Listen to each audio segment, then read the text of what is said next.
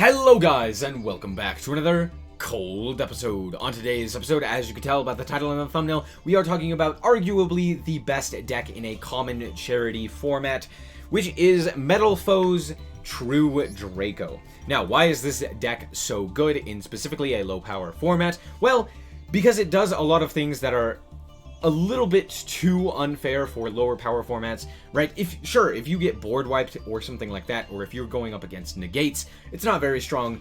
But if you are going up against a deck that doesn't really have too much consistency or isn't able to make really high power plays because, you know, all of the monsters are rare or common, you're going to have a great time. So do keep that in mind when I'm talking about this. It is specifically designed for common charity and lower powered formats. With that in mind, let's talk about the Metalfoes. All of the Metalfoes are pendulum scales 8 to 1. Most of them are normal monsters. However, there are 2 effect monsters. We'll talk about those. And all of them have the pendulum effect where once per turn, they can target a face-up card on the field that you control, destroy it, and then set a Metalfoes Speller Trap directly from the deck. Very solid, crazy advantage engine, because pendulum monsters, when they're destroyed, go to the face-up extra deck, and then you can just pendulum summon them out. Very nice. However, the 2 effect monsters, when they are destroyed on the field by battle or card effect, they can add during the end phase from the deck with Bismugear and from the face-up extra deck with Melcaster. Pretty nice. We also have Bow Baboon. This card is crazy. What it does is when it's normal or special summoned, you could draw a card and then place a card from your hand from your hand on either the top or bottom of the deck. Also, if it is destroyed by battle or card effect, you could special summon any number of Bow Baboons from the deck, allowing you to get 2 more level 3s to either go for something like a rank 3 or to go for link summoning plays. Very, very solid. This card is absolutely great. Whenever you see it, it's great. However, notably, you do have to specifically special summon Bow Baboon from the deck, so if you end up drawing 2, it can be kind of a brick. Moving on, we have the True Draco side. We are playing 1 Majesty Maiden as well as 2 Ignis Heat. The reason we have such low numbers is because it's kind of bricky. You don't want to play a whole lot of these because you really do specifically need a lot of True Draco cards to make these work. However, when you see 2 True Draco cards, it's pretty nice alongside the Metalfoes combos. So, yeah.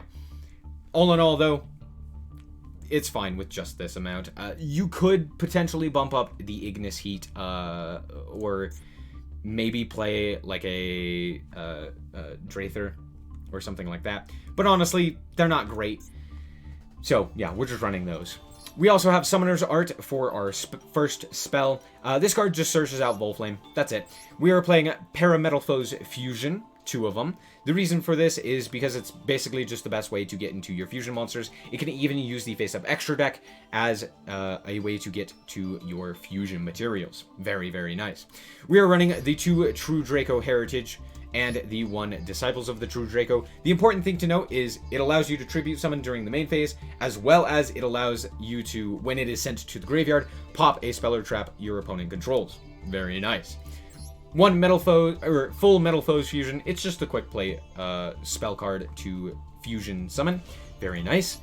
Metalfoes Counter is very crazy. We're running 2 of this. When a card is destroyed by battle or card effect, any card you control, when it's destroyed, you can special summon a Metalfoes monster from your deck. Also, you can banish it from the graveyard in order to add a face-up Metalfoes Pendulum monster from your extra deck to your hand. We're playing 2 Metalfoes combination.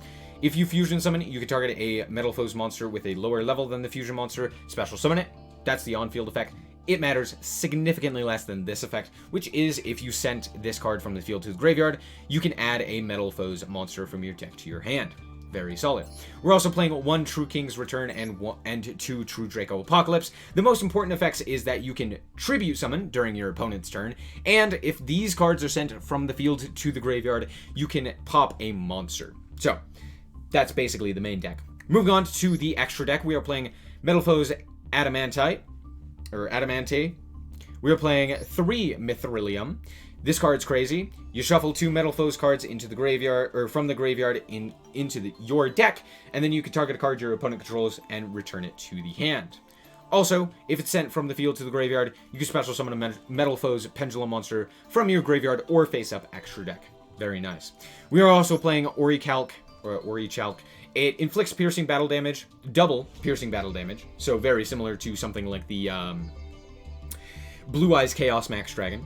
Also, if it's destroyed, you could destroy a card on the field. Sorry, if it's sent from the field to the graveyard, you could destroy a card on the field. Very crazy. We're also playing one other fusion in Odd Eyes Vortex Dragon. This is basically a negate of any type of effect as long as you can shuffle a face-up Pendulum monster from the extra deck into the deck. So, very nice. The way that we get into this is through Odd Eyes Absolute Dragon. If this Xyz summoned card is sent from the field to the graveyard, you can just special summon out that guy. So, very solid. Also, it can negate attacks, but realistically, the main reason you're going to be doing that is to go into this guy. So, we're also playing Super Quantal Mech Beast, which is a rank 3. This guy's a rank 7. We're playing a lot of 3s and 7s, and easy ways to get to them. This guy just pops a spell trap. We're playing Gravity Controller, 1 Sun Avalon Dryas. This just requires a plant, and guess what? Baboon is a plant. We're playing the 1 Cross Sheep. This card is crazy. When you fusion summon it to a point this card points to, or to a zone this card points to, you can special summon a level 4 or lower monster from your graveyard. Geonator Transverser, 1 Allogram, it's okay. 1 Triple Burst Dragon. This also inflicts piercing battle damage. Also crazy. The second effect and the third effect and whatever don't matter. And then Berserker of the Tenyi. So yeah, that's the deck. Let's hop into the replays and see how this goes.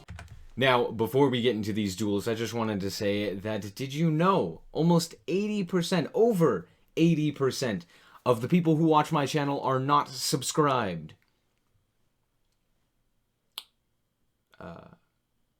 That's all.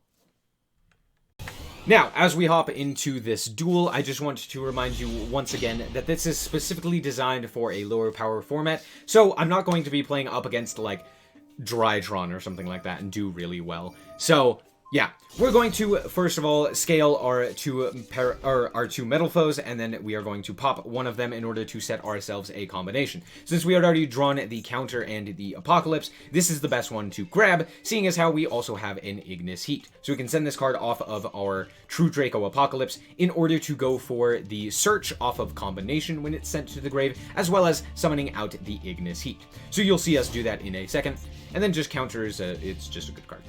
So yeah. They are going to activate themselves Morphtronic Acceleration. They're playing Morphtronics. There's not a lot more I can say. So we're going to activate the combination, and then we are going to activate the Apocalypse. The reason I activate this is because it specifically has to be... this card has to be face up for us to actually tribute it, I believe. So that's why I flipped it face up. It may not have to be that way, but I'm pretty sure it does. So we're going to tribute that off for our Ignis Heat here. And then the combination is going to activate in order to allow us to search for Melcaster. Realistically, the reason I went for this one is because it's scale 1. They're going to activate their Righty Driver that they normal summon here, and I am going to get to activate our True Draco Heritage. Now, this card's actually really solid here because of the fact that, 1, I can still activate the second effect here of the True Draco Apocalypse in order to pop it. And 2, it decreases the attack of monsters my opponent controls while also destroying a spell or trap. So they are going to go all the way up into their Crystal Wing Synchro Dragon. For some reason, they didn't even activate their Power Tool Dragon. I don't know why, but they didn't. So they may not be playing more equip spells for them to even search. So that was kind of weird, but all in all, I mean, Power of the Guardian with Crystal Wing Synchro is pretty scary. We're going to activate the True Draco Apocalypse, popping the Heritage here in order to pop their Power of the Guardian, as well as decrease the attack of Crystal Wing. However, with that being said, they are still able to use the second effect to gain attack attack equal to the this monster, so not a lot I can do about that. However, we are going to activate Metalfoes Counter because a card we controlled was destroyed in order to special summon out a Metalfoes monster from the deck. We're going to summon out the Volflame here. There's no real reason that I do this, but I do. So yeah, they're going to attack in and deal 1500, and not a lot that I can do about that. Our Ignis Heat does go to the grave. However, we do have the scales necessary at this point. We're also even going to add back the Stellan off of the Metalfoes Counter. I'm then going to pop the True Draco Apocalypse in order to pop the Crystal Wing Synchro Dragon. And at this point, it's basically game over. I'm actually going to pop the Volflame. We are going to set ourselves a full Metalfoes fusion. I'm going to Pendulum for 3 and then go into Algrim. And then we are going to Metalfoes and we are going to send the Algrim and go for Mithrilium. Algrim is then going to pop one of our Pendulum's scales and bring itself back for a whole ton of damage. They're now on 1400 life. They actually draw probably their best card in the deck. However, it doesn't matter. They reveal a Slingen, which would be their best bet. They also reveal a Scopin, so they actually go for the Scopin and then just scoop it up. Alright, so here we are in Game 2, and this time you will get to see what Bao Baboon does. However, we are going second against nothing. Potentially. So, we're going to activate our Bao Baboon here. We're going to search out our Gold Driver, or add our Gold Driver, and then just return that True Draco card. It's not really going to do anything here. We're going to scale up, and then we're going to pop the Bao Baboon. Bao Baboon is going to bring out 2 cards. Oh, just kidding, Ash Blossom. Well, not a lot we could do there. Feels bad, man. That's fine, though. We are still going to be able to Pendulum Summon for 3, which is crazy advantage. We're then going to activate the Gold Driver in order to pop our Melcaster. Now, this was a mistake. I think specifically you have to have a target for this card before you destroy it for it to actually get its effect. So here, it's not going to get its effect during the end phase. Kind of sad, but not a whole lot that I can do. Actually, this doesn't even activate during the end phase, does it? Oh, it activates immediately. Never mind. I'm dumb. It's fine. We're going to just send that to the graveyard in order to go for Orichalc. The reason I go for this guy is because if it is sent from the field to the graveyard, I can destroy a card. So, that's what we go for here. Past the turn. They didn't really have anything, but now they are on pretty low life. They're going to activate their Harpy's Feather Duster, which is a big blowout, and then follow that up with Lightning Storm. At this point, I am completely hoping for top decks. I think the only thing that we can realistically do is go for the Metalfoes counter and hope that they don't have anything. We actually draw a True Draco Heritage here, which is pretty nice, but we are going to add back during the draw phase the Gold Driver. We're going to activate the Gold Driver and immediately get MST'd. Kind of weird that they're playing MST, but, you know, it's fine. They're going to pop our Gold Driver, and I'm just going to be like, okay, well, not a lot that I can do. Feels bad, man. They are actually going to set another card and pass. And I'm like, okay, cool. I think we've seen one of their cards. They are playing Starry Nights, so, you know, them breaking makes sense. We actually draw into the Ignis Heat here, which is absolutely crazy. So we're going to tribute some of that, pop the back row, and then attack in for 24. At this point, there's not a whole lot that they can do. I gain advantage off of them activating basically anything because of Ignis Heat, and they realize that there's nothing they can do. They scoop it up. Even after 2 board wipes, well, a singular board wipe, we still won. Alright, and here we are in the last replay, and we get to go first here. So I actually have the Pendulum Scales 8 and 1, but I'm going to actually normal summon out this Silvered in order to pop it, and then we are going to set our combination as well as the True Draco Apocalypse. You've already seen this play, so we're going to activate the Apocalypse, activate the combination, tribute out the Ignis Heat here. Oh, sorry, just kidding. I activated these during the draw phase because I was like, oh, I want to do this now, but then I forgot that, yeah, you can't do that. So we're going to do this as soon as we can in the draw phase. We're going to tribute I'm going to tribute out the Ignis Heat here, and they are going to end up sending their Blaze Accelerator Reload. That's very scary. They can basically board wipe us. Okay, good to know. So, we actually draw Bao Baboon here, which is really nice. We also ended up searching out Bismagir here. So we're going to pop the Bao Baboon in order to set the Metalfoes fusion. We're going to special summon out the 2 Bao Baboons, and we're going to draw 2 cards that actually end up not mattering at all. Oh, hurry up, Chain Link Resolve. So we're going to set that to the bottom of the deck, and then set that one to the bottom of the deck. We already have one of those out, so there's no real point. We're going to go into Dryas here, and then we are going to go for the Cross Sheep. Very nice. We're going to scale up the Melcaster in order to pop ourselves the True Draco Apocalypse. True Draco Apocalypse is going to pop the Volcanic Counter. Okay, that's very scary. We do have to keep that in mind. We're going to then go for Mithrilium here into the Link Zone, or into the zone this card points to. We're then going to activate Mithrilium here in order to try and return the Blaze Accelerator reload. Alright, if they have specifically a, what is it? Scatter Shot, our board of monsters is wiped. However, we are going to activate True Draco Heritage off of this Ignis here. And would you look at that, they have Scatter Shot. So all of our monsters are going to go away, and they get back their Blaze Accelerator reload. Feels bad, but I mean, not a whole lot that we can do. So yeah, everything goes away, and we are going to take 1500 here as well. And we are going to activate Bismugear here in order to get a search, as well as we're going to go for Mithrilium in order to special summon it from the face-up extra deck. So we're going to special summon out this Bismugear again, and then we are going to take another 500 and another 500. We're going to activate the True Draco Heritage in order to draw 2, because 2 of our True Draco cards were destroyed. We're then going to link off into our Gravity Controller, take 1,000 off of the counter, which is a mandatory effect, mind you, and then we have the 2 Metalfoes counters set. We're actually going to search out the Melcaster here at the end of the turn, and yeah, just proceed from there. They're going to go for 1-for-1, pitching this Lava Golem, and this is actually a terrible decision from them, but it's great for us, right?